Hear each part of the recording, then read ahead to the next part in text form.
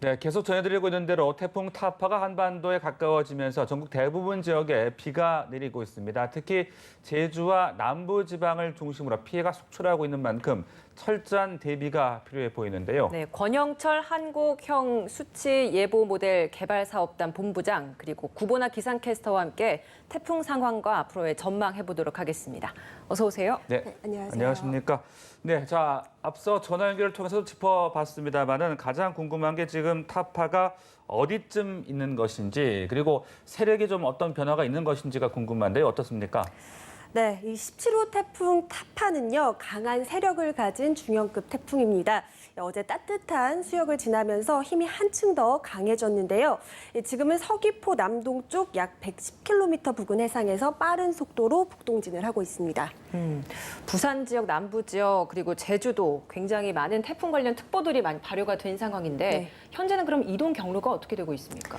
네, 이 태풍은 오늘 밤 10시경 이 부산 인근 해상까지 올라오겠고요. 내일 새벽에는 독도 인근 해상으로 진출할 텐데요. 이 이동 경로에 따라서 사실상 이 고비 시점이 달라집니다. 우선 이 부산 인근 지날 때도 계속해서 중형급 세력을 유지한다고 보시면 되겠고요. 이 제주도는 오늘 밤까지가 고비가 되겠고 그 밖의 지역은 내일 아침까지는 계속해서 조심하셔야겠습니다. 네, 어떻습니까? 이 태풍이 한반도에 상륙을 하면은 좀 세력이 약해진다라든지 그런 어떤 변수가 있을 가능성도 있는 겁니까? 그렇죠. 아무래도 이제 태풍이 육지에 상륙하게 되면 지면의 마찰력 때문에 태풍이 약화되고 이제 수증기 공급이 좀 적기 때문에 약해지는데 지금 현재 부산 앞바다로 지금 예보가 되어 있는데 네. 아마 경로가 약간 그럴 가능성은 적지만 약간 부산 쪽으로 틀더라도 강도 변화는 그렇게 크지는 않을 거로 생각됩니다. 네. 네. 앞으로 비가 그럼 얼마나 더 많이 내릴 것인가 이것도 궁금합니다. 구보나 캐스터 전해주시죠. 네, 2주 전에 사실 링링이 있었는데요. 그때보다 이번 태풍이 더 위험한 이유가 많은 양의 비를 쏟아내기 때문입니다. 오후 4시 기준으로 봤을 때 제주 어리목에 이틀간 698.5mm의 그야말로 물폭탄이 쏟아졌고요. 지리산과 거제에도 200mm가 넘는 많은 비 내렸는데 내일까지도 굉장히 많은 비 쏟아집니다. 우선 영남 동해안에 200mm가 넘게 쏟아지겠고요. 이 제주도 산지에도 앞으로 100mm가 더 넘게 내릴 텐데요.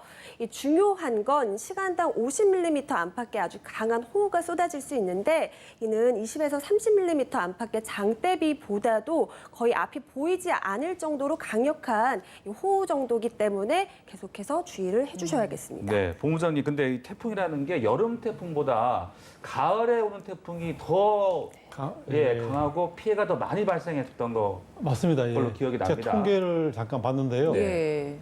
그동안 재산 피해상으로 역대 10위를 보면 네. 5개 정도가 9월에 발생한 그 가을 태풍이거든요. 9월 이후 예. 8월 말부터. 근데 사실은 우리나라에 태풍이 영향을 준 게 9월은 한 20%밖에 안 되는데 네. 10위 안에 50%라는 얘기는 상당히 통계적으로도 9월 태풍이 강하다고 볼 수 있죠.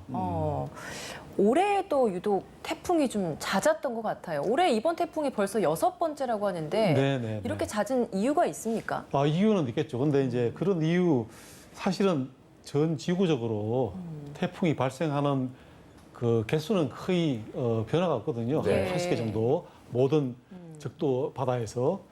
근데 이제 그게 과연 우리나라에 몇 개 정도 영향을 주느냐. 그거는 이제 여러 가지 요인들이 있거든요. 예를 들어서 태풍의 진로를 결정하는 게 2가지가 크게 있는데 하나는 뭐냐면은 지구의 곡률과 지구의 회전 속도 때문에 결정되는 베타 이펙트라는 게 있는데 그게 네. 이제 태풍을 북서쪽으로 움직이게 하거든요. 그러니까 보면 대충 바람이 약한 적도 지방에서는 태풍이 주로 북서로 움직이죠. 예. 네. 하지만 올라오다가 이제 강한 바람을 만나가지고 바람의 영향을 받아서 태풍이 이제 진로가 바뀌는데 제가 볼 때 올해 특히 태풍이 많았던 이유가 베타 이펙트는 똑같겠죠. 왜냐하면 지구가 똑같으니까 회전도 똑같고 하니까 기압계가 북태평양 고기압이라든가 상층의 한기가 차가운空기가 아마 우리나라 쪽으로 태풍이 잘 올 수 있는 여건이 마련되었을 것 같아요. 그래서 작년하고 비교해 보면 작년에는 이제 여름에 상당히 더웠지 않습니까? 폭염으로 올해보다는. 작년에 그래서 초여름에 태풍이 우리나라에 많이 안 왔어요. 왜냐하면 워낙에 고기압이 강해가지고 주로 이제 동쪽으로 많이 갔거든요. 그런데 우리나라에서 이제 올해 폭염도 좀 약했고 그래서 우리나라로 태풍이 올 수 있는 그런 경로도 좀 확보되었고 지금 현재 이제 북태평양 고기압도 네. 어느 정도 우리나라에 영향을 주고 있는 상태이기 때문에 링링하고 이번에 차바가 우리나라에 올 수 있었다는 그런 대규모 공기의 흐름이 네. 적절했다고 볼 수 있겠죠. 네. 그렇다면 이제 다음 달 10월까지도 태풍 발생 가능성이 있는 것인지 계속 우리가 좀 유의를 해야 되는 겁니까? 어떻습니까? 그것도 이제 참 제가 이제 지난번에는 앞으로 그때 이제 링링 왔을 때도 똑같은 질문을 받았는데 네. 분명히 하나 정도는 들어올 가능성이 많다고 했는데 어. 지금 상황에서는 이제 그 정도는 아니고 점차 이제 가을에서 겨울로 접어들면은 네네. 북쪽에서 이제 차가운 공기가 많이 내려오거든요. 그러면 아무래도 이제 우리나라 쪽으로 태풍이 오기가 좀 힘들어지죠. 북태평양 고기압도 점점 약해지고 하니까. 예. 하지만 10월에도 우리나라에 온 태풍이 없지는 않았거든요. 그래서 가능성이 전혀 없다고는 볼 수 없을 것 같아요. 네네. 제가 볼 때는 한 50% 정도 될 것 같은데 앞으로 좀 조심을 좀 해야 될 것 같습니다. 그렇군요. 네. 태풍이 잦은 그 이유 중에 하나가 일각에서는 또 해수면 온도가 상승한 부분도 좀 영향이 있다라는 거 있던데 그 부분은 좀 어떻습니까? 그 부분도 일부는 맞는 얘기인데요. 예. 왜냐하면 이제 물이라는 게 그 육지라든가 그런 고체보다는 좀 이제 그 온도가 상승하는 속도가 좀 느리거든요. 아무래도 유체다 보니까 예. 밀도도 높고. 그래서 이제 태양 고도가 가장 높을 때 하지보다는 좀 늦게 9월 한 3개월 늦게 이제 해수면 온도가 높아져서 가을 태풍이 강해지는데 실제로 이제 기후 변화, 지구 온난화에 의해서 해수면이 높아지겠죠. 예. 그에 따라서 태풍이 강해진다고는 정확하게 얘기할 수 없는 게 태풍이 발생 원인이 뭐냐면은 다른 이제 날씨 시스템하고 마찬가지로 적도지방과 극지방의 에너지 차이를 해소하기 위해서 만들어지는 거거든요. 예. 그래서 지구 온난화 때문에 얼마나 적도와 극의 에너지 차이, 온도 차이가 심해지냐에 따라서 태풍의 강도가 정해지지. 예를 들어서 지구 온난화 때문에 적도보다 중위도의 온도가 높아지면 고기압, 저기압이라든가 태풍이 좀 발생이 적어질 수 확률이 있는 거죠.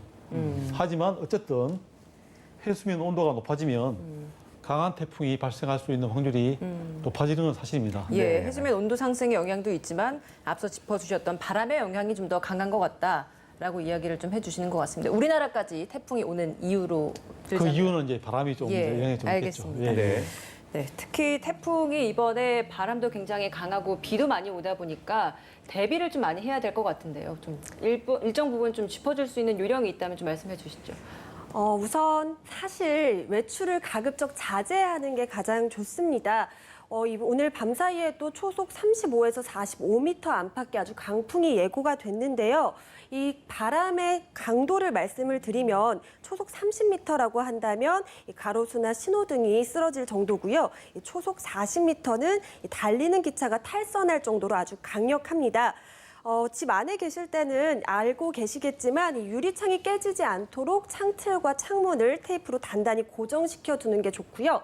또 산사태나 이 침수 피해가 있을 수도 있기 때문에 혹시 모를 상황에 대비해서 인근의 대피소를 알아두면 참 좋은데요. 인터넷 국민재난 안전포털 홈페이지나 이 휴대전화 어플리케이션 중에 안전 디딤돌이라는 게 있습니다. 그리고 또 지자체 재난부서 등에 문의를 하시면 가장 가까운 곳에 이 재난 대피소를 알 수가 있습니다. 네, 태풍 관련 정보 제가 계속해서 좀 유의 깊게 챙겨봐야 될 것 같습니다. 지금까지 권영철 본부장 그리고 구분학 캐스터와 함께 태풍 상황 또 앞으로의 전망까지 분석을 해봤습니다. 말씀 고맙습니다. 고맙습니다. 감사합니다.